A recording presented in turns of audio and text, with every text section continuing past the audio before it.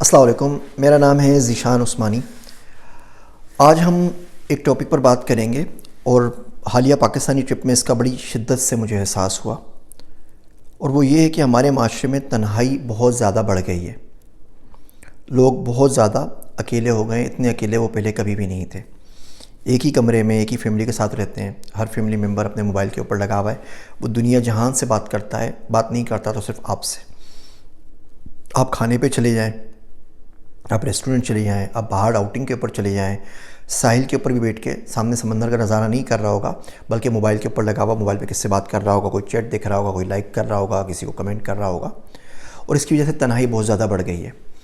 جو بچے ہوتے ہیں، ینگ ہوتے ہیں، پروفیشنلز ہوتے ہیں، ان کو تو فرق نہیں پڑتا، وہ آفس میں جا کے مل لیتے ہیں کسی سے، کوئی اپنی مصروفیات میں ہوتے ہیں، کام کی مصروفیات کے اندر، پڑھائی کی مصروفیات کے اندر، ان کو زیادہ فرق نہیں پڑتا۔ اس کا سب سے زیادہ جو فرق پڑ رہا ہے وہ بوڑھے حضرات کے اوپر پڑ رہا ہے، ہمارے بزرگوں کے اوپر، جو گھر کے اوپر مقید ہیں اور کوئی ان سے بات نہیں کر سکتا۔ وہ ایسی جنریشن ہے جو ابھی تک انسٹاگرام کے اوپر، فیس بک کے اوپر اس پوری طریقے سے نہیں آئی ہے، یوٹیوب وغیرہ کے اوپر نہیں ہے، واٹس ایپ کا تھوڑا بہت ہوتا ہے اس میں، لیکن اس میں بھی کوئی نیکی کا کام نہیں ہو رہا ہوتا۔ بہت سارے غم، بہت ساری خوشیاں، بہت ساری باتیں ایسی ہوتی ہیں کہ بندہ اپنے سے صرف کر سکتا ہے، باہر والوں سے نہیں کر سکتا۔ باہر تو میں فرضی پرسنالٹی بنا کے جی رہے ہوتے ہیں نا۔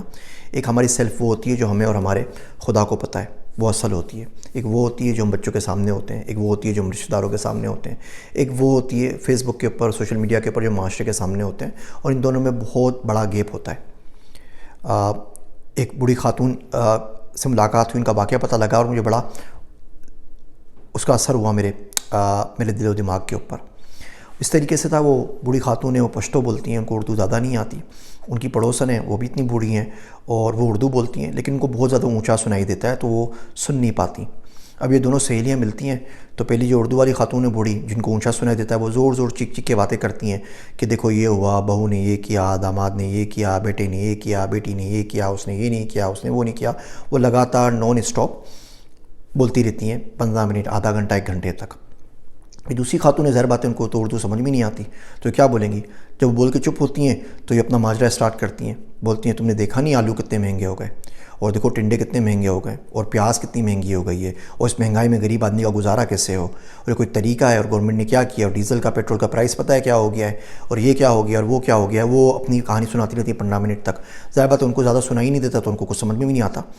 تو ان دونوں کی پکی دوستی ہے، جبکہ ان دونوں کو اپنے کہے ہوئے الفاظ، کچھ الفاظ کے علاوہ کچھ سمجھ میں نہیں آتا۔ گھنٹہ یہ بولتی ہیں، گھنٹہ یہ بولتی ہیں، اور خوشی خوشی ملتی ہیں، پوری پوری رات بیٹھ کے باتیں کرتی ہیں، اور کسی بات کا کوئی تعلق نہیں ہوتا۔ وہ بہو کا رونا رو رہی ہیں یا آلو اور ٹنڈوں سے باہر نہیں نکل رہی، اس کے باوجود دوستی پکی ہے۔ تو اس پہ مجھے بڑی ہنسی بھی آئی اور دکھ بھی ہوا۔ ہنسی اس لیے آئی کہ یہ عجیب و غریب، آپ نے اس کو ریکارڈ اگر کر لے تو بڑے آرام سے اس کی مزاحیہ مووی بن سکتی ہے۔ اور دکھ اس بات کا ہوا کہ یہ دونوں کے دونوں تنہائی کا شکار ہیں۔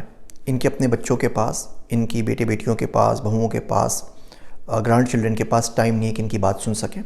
تو کسی ایسے شخص کو بات سنانے پر مجبور ہو گئے ہیں جو ان کی زبان بھی نہیں سمجھتا، جو ان سے کنیکٹ بھی نہیں کر پا رہا، لیکن پھر بھی وینٹ آؤٹ کرنا ہے کہ کم سے کم دل میں جو باتیں باہر نکل جائے تو اس سے ان کو سکون ملتا ہے۔ اس طرح ان کی دوستی بن گئی ہے۔ ایسے ہمارے معاشرے میں بہت سارے لوگ ہیں، ہمارے ماں باپ، ہمارے بزرگوار، دادا دادی، نانا نانی، ساس سسر، ان کے پاس بہت کچھ بولنے کے لیے ہوتا ہے، لیکن ان کے پاس کوئی وینیو نہیں ہوتا کہ کس سے بات کر سکیں۔ خاندان کے بارے میں بات بتانی ہے، اچھے برے کے بارے میں بات بتانی ہے، تو کوشش کریں کہ آپ کچھ نہیں کر سکتے کسی کے لیے، تو اپنا جو وقت ہے اس میں سے کچھ وقت صدقہ کر دیا کریں ایسے لوگوں کے لیے۔ اپنے گھر والوں کے لیے تو سب سے پہلے، گھر کے باہر والوں کے لیے بھی کر دیا کریں۔ یا امریکہ میں ہمارے پاس نا ہاسپائسز بنے ہوئے ہوتے ہیں، وہ ایسی یونٹ ہوتی ہیں، ایسی جگہ پہ ہوتی ہیں جہاں پہ ٹرمینلی ال لوگ ہوتے ہیں، جو ان کو بالکل مرنے والے ہیں، بس ان کے مرنے کی دعا کی جا رہی ہے، 6-8 مہینے میں مر جائیں گے۔ ان کے پاس کوئی بھی نہیں آتا، ان کے اپنے بچے بھی نہیں آتے۔ میرا ایک دوست ہے عبداللہ، وہ ٹائم نکال کے ان کے پاس چلے جاتا ہے اور گھنٹوں بات سنتا رہتا ہے۔ کوئی بتاتا ہے جی میں اکاؤنٹنٹ تھا، میں نرس تھی، میں نے زندگی میں کیا تیر مارے، میں نے کیا کیا کیا نہیں کیا۔ وہ خاموشی سے جاتا ہے، چپ چاپ سن کے، کوئی تحفہ وغیرہ ان کو دینا ہوتا ہے وہ دے کے واپس آ جاتا ہے۔ تو اپنے وقت میں سے کچھ وقت ان لوگوں کے لیے صدقہ کر دیں جن کو وقت نے اس حال تک پہنچا دیا ہے کہ اپنی بات سننے کے لیے یا سنانے کے لیے ان کے پاس کوئی شخص اویلیبل نہیں ہے۔